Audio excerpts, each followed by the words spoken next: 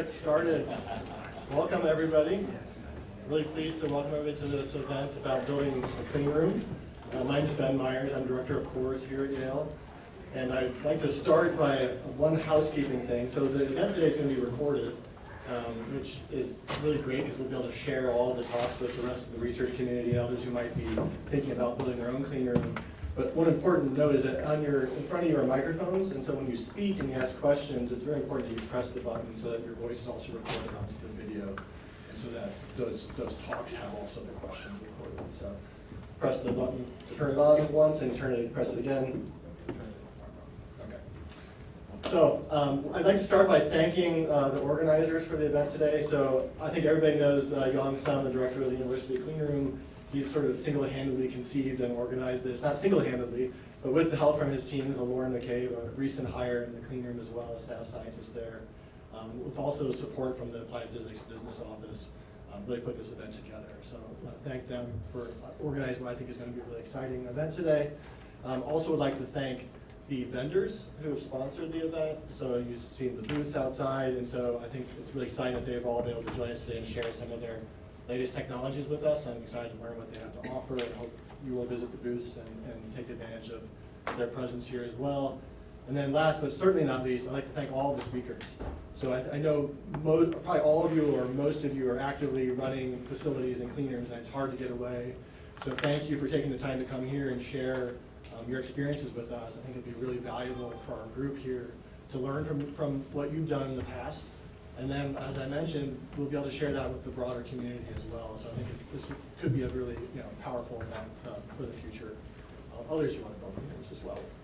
And I actually began my professional career in the clean rooms. So clean rooms are kind of close to my heart. I started as a process engineer at Motorola Semiconductor out in Phoenix, Arizona, and lived in a bunny suit for a few years, and eventually made my way back to academia, where I still did micro nanofab as well. And so it's something that I know personally, the impact of clean room facilities on research and the power that they can have to really push research to the future. And really excited about the opportunity we have here at Yale to really expand physical sciences and engineering broadly. And the clean room is a really critical part of that effort, and really making sure that we advance quantum science and material science at Yale in the future. And to tell us a little bit more about our plans and sort of why we've gathered this group here, at least for our own personal interests, is Chris Incarvito. He's Associate Provost for Science Initiatives.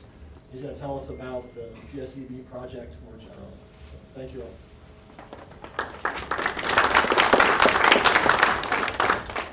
Thanks, Ben. I want to extend my welcome as well. This is a really exciting event and a very opportune time in our university planning around the sciences. I also have a special place in my heart for clean rooms like Ben. I haven't worked in one in a really, really long time. I'm an inorganic chemist many, many moons ago. And so I'm not going to drone on today about clean rooms. I think that's what the rest of today is to hear about. And it's worth noting, everything I'm about to describe here, we have representatives from the design team, both within Yale facilities and our external consultants, right? So if you really want to challenge yourself, make them change what they've been thinking up to this point with new, novel features of the clean room and get those incorporated into this, right? So I mean, they're starting to sweat a little bit over here, and I'm being half serious, but maybe a little bit more serious about that. We don't know what we don't know, right? So we're trying to build things that are going to last 50 years. What's this clean room going to look like in 50 years? I have no idea. I don't think anyone in this room has any idea, right? But we're going to take a good stab at it. And you can have your chance here to have an impact on what our design is. So the Physical Science and Engineering building is the result of a university-wide strategy session that culminated in 2018 with a number of key initiatives within the sciences across the university, touching most disciplines. But we found that we had significant gaps in quantum science, materials, and engineering. And so for that, while we excel, sort of punching above our weight of our current facilities, it was time that we needed to reinvest in our infrastructure to really catalyze this forward. We're at the breaking point where we can't expand our faculty anymore. Our research capability is limited. We have labs that are highly productive, but constrained into small dated spaces, and it's time to correct for that. So I'll talk about project goals and vision. This presentation is largely lifted from a town hall that we gave about a month ago. We're making that available online if you'd like to see the full presentation, but I've taken some liberty to make it tailored to today. to focus strictly on the infrastructure. So we were talking about progress since 2018 because that's when the science strategy was developed. We really want to talk about progress since 1970 because that's the last time that we built a building specifically for physical sciences. 50 years. 50 years. So why do this, or what are we trying to achieve? Here are a list of project goals and vision, right? Generational complex, this is what's driving us here. We're not building it for us. I'm not going to be here in 50 years. That is, I won't be a job. I hope I'm still alive, but I don't think I'll be doing this job in 50 years, but there'll be scientists that are going to be in there. We want to make sure that we're laying the foundation for them to be successful. We want to put 40 faculty in here. We have no idea who they are. We haven't identified anyone. Even if the people exist now at Yale, we're not going to name them for another 4 years. It's going to take that long to build this because there's so many enabling parts of this. We really want to get organized. We really want to be hyper-focused, purpose-built, putting people in this building but for a specific purpose. Right, new institutes, new centers, new programs, a convening hub for physical scientists. And then the last one here, relevant today, a large and modern clean room. We really need this.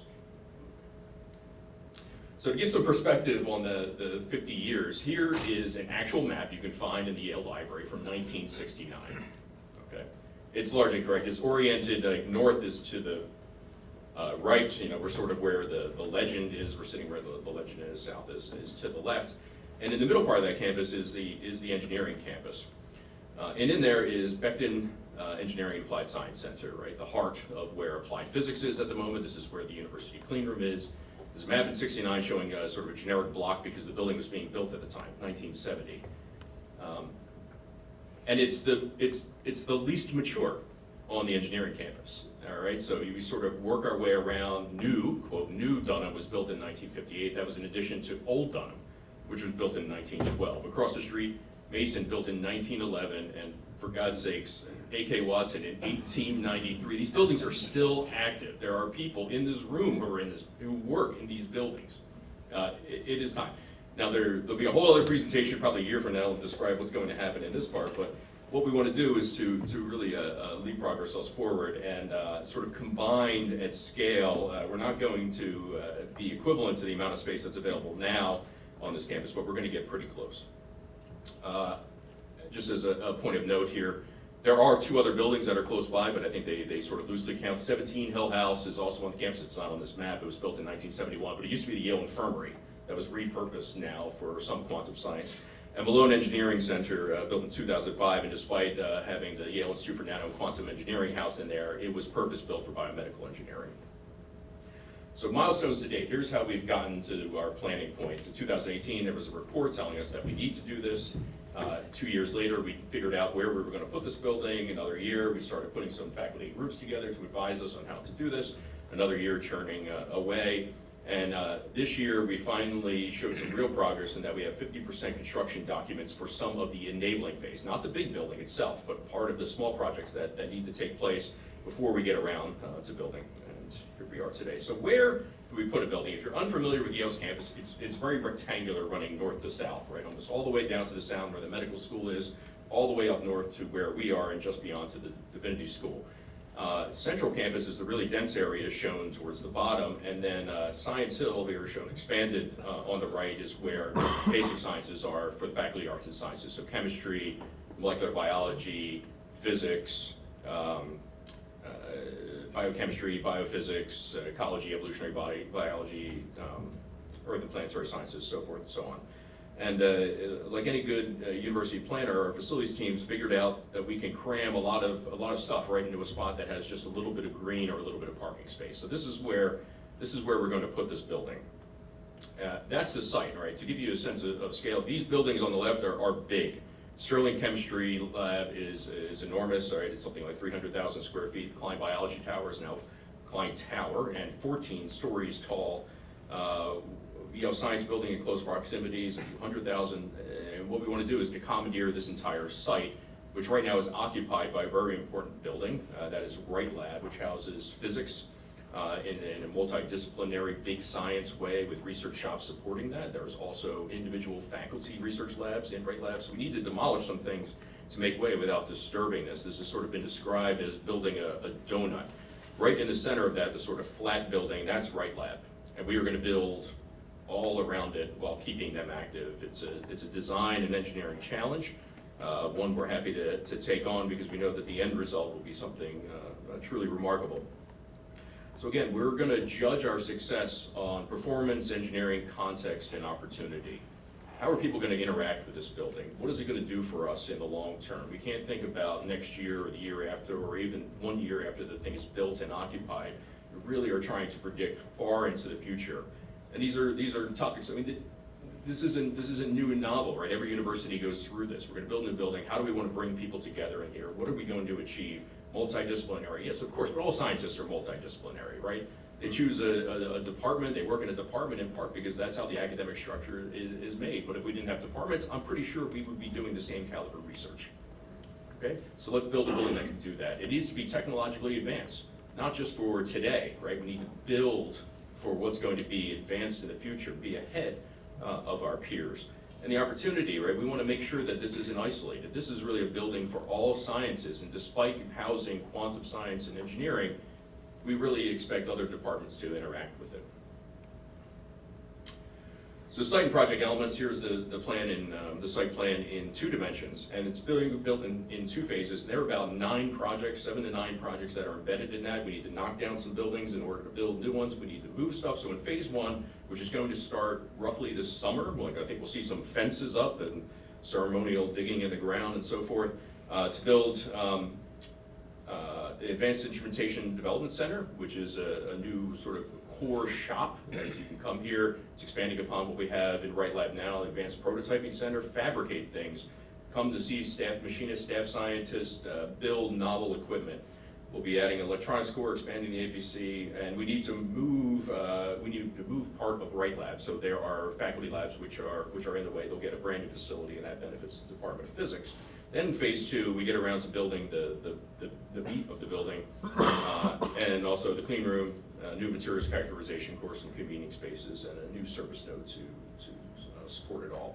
So this is sort of what it's going to look like when it's done. This is an artistic rendering, and so that site that was largely void of anything is now filled with building, right? Something on the order of 400,000 square feet added to Science Hill, and it may not look impressive in terms of height, but rest assured, there is about like 100-foot elevation change between the right side of this and the left side of this. So it's a very terrace structure, which means that almost all of it is going to be on bedrock. The site allows for that. So it's a hill. If we terrace all the labs there, we're going to have great vibration criteria. We're going to take advantage of that. Okay, so again, in 2 dimensions, and just to give you a sense of scale, this is a little bit quirky, but I think it really drives home the point. That's the Yale Bowl, right, at scale. Like, so if we were to take the Yale Bowl, pick it up, and then drop it, if those of you who have been there, it's a massive one built in 1914, I think. I think the Giants played there temporarily, right? It's 60,000 seats. That's mostly bleachers, but it rivals college football programs that are much larger than Yale's. But nonetheless, to give you a sense of just how big this project is going to be. And here's a description of what's going to happen in these early stages. Everything in red is going to be demolished. Everything in blue is going to be built in this early stage. So starting this summer, this is what we have to do. And none of these are easy. Right? We have to build a new chemical safety building. This is where EHS does their work, neutralization, bulking, and the like, exporting out. Chemistry stockroom will be in there. It's in the way, so we need to rebuild it. The parking garage, Pearson Stage parking garage, has extended its useful life.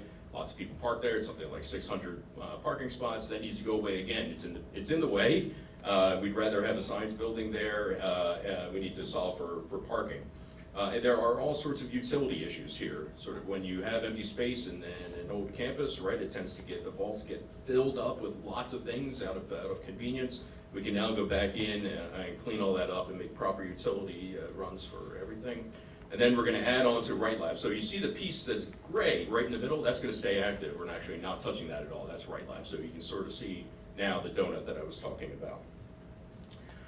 What happens though? When do we start to see that real program? Not these enabling things, the real program. It'll happen in phase 1 with the Advanced Instrumentation Development Center. Again, this is a spot where you can come talk about building gadgets, right? Building new circuitry, building everything from microchip up to satellites.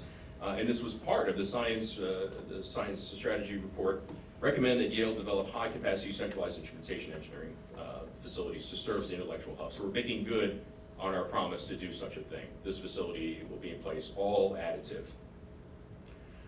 In it, we have a developed conceptual layout and sort of C shops, electronic prototyping, text, space for R&D, right? You can sort of use a space in temporary fashion, 1 year, 2 years, however long it takes to develop an idea, from taking it from lab scale to assembly scale.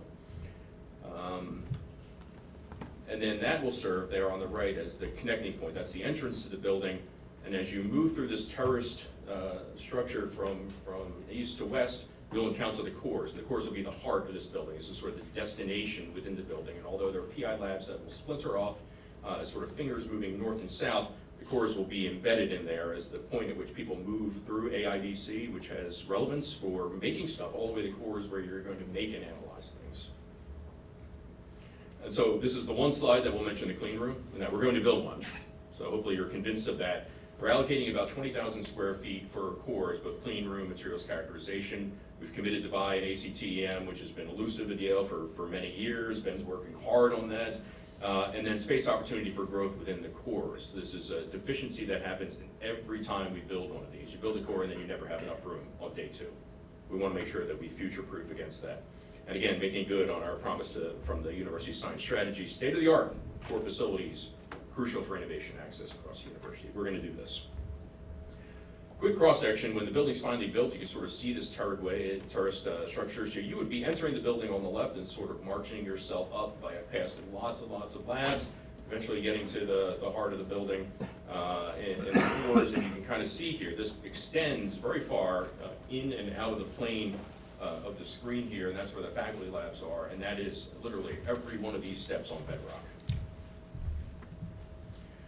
When it's done, it'll look something like this. We're not exactly sure, so if you were to stand on Whitney Ave, which runs north-south through New Haven, and look up at the building, you'll see a structure like the upper left. If you're standing in the courtyard, the new courtyard that's created by this, and looking to the northeast, there's a heavily heated debate about whether or not you'll be able to see East Rock through that little tiny slit in between, but we'll have convening spaces, will be faculty labs, daylight into the building. Very important for creature comfort, obviously, and we can take advantage of that because it's terraced. Lots of people are going to have comfortable spaces in which to work. So with that, I want to conclude here. Thank you again for your attention today. Look forward to an exciting day. Please, suggestions about what we can do. I mean, we're going to hear about lots of people's facilities and their challenges and their successes.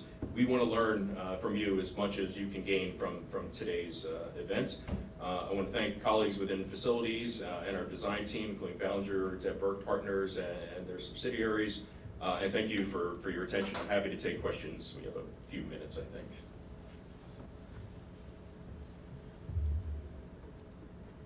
What's the total span years for the whole thing? Use a microphone, please.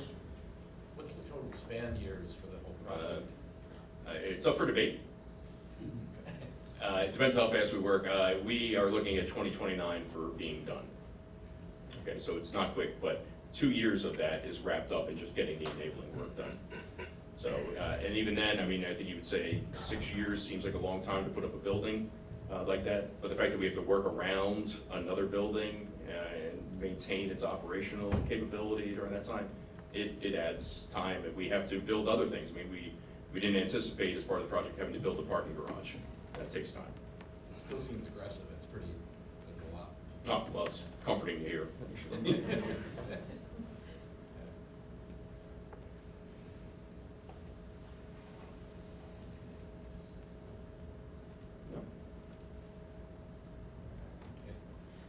Nothing, okay. All right, then I will stop here, and I'm going to hand it back over to Ben or Young. Not entirely sure what I'm doing.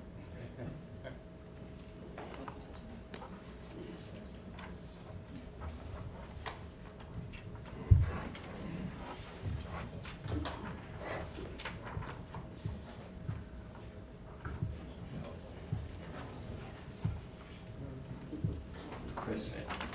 Yeah. Just thinking about, 2029, and on the design team, we're always concerned about this, and I think it's one of the issues we want to hear about, is the rapid evolution of technology. So we're designing something now that might not come online and, you know, for six years, which in technology cycles can be a long time. You know, so how do we structure ourselves? How do we anticipate? You know, I think those can be key questions. I don't have a good answer. I mean, I think No. This is what this is Yeah, I'm the opening it challenge up for here, you. yeah. You know. Okay, there's Young. Great, thank you again.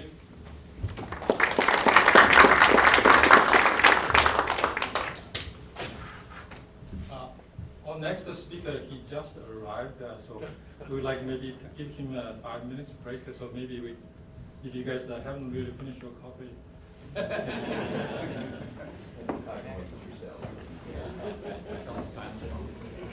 Okay.